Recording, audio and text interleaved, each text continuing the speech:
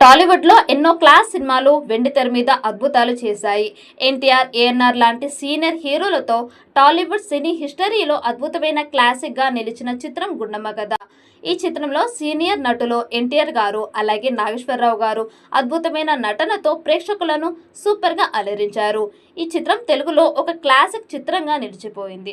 చాలా ఏళ్లుగా ఈ చిత్రానికి రీమేక్ చేయాలని మేకర్స్ ప్లాన్ చేస్తూనే ఉన్నారు.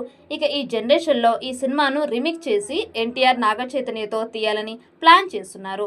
ఇక గుండమ్మ కథ సినిమా రీమేక్ విషయంలో కూడా ఎన్టీఆర్ సిద్ధంగా ఉన్నట్టుగా సమాచారం.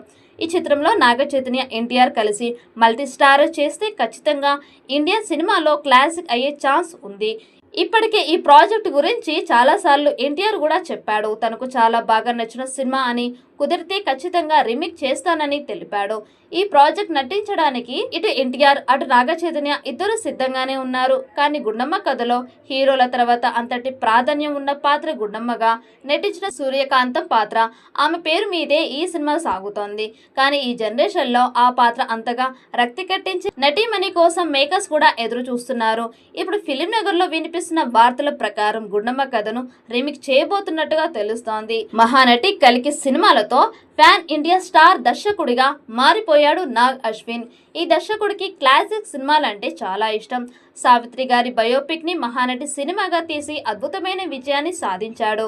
ఇటీవల కల్కి సినిమాతో మరొక గ్రాండ్ సక్సెస్ అందుకున్నాడు. ఈ దర్శకుడు గుండమ్మ కథను రీమేక్ చేయాలని చూస్తున్నాడట. ఈ దర్శకుడు అయితే ఖచ్చితంగా గుండమ్మ కథకు న్యాయం చేయగలడు అని ఫిలిం నగర్ లో కూడా వార్త వినిపిస్తున్నాయి. ఇక ఎన్టీఆర్ కూడా నాగ్ అశ్విన్ మేకింగ్ చాలా నచ్చుతుంది. మహానటి అలాగే కల్కి సినిమాల్లో తనను తాను ప్రూవ్ చేసుకున్నాడు దర్శకుడు.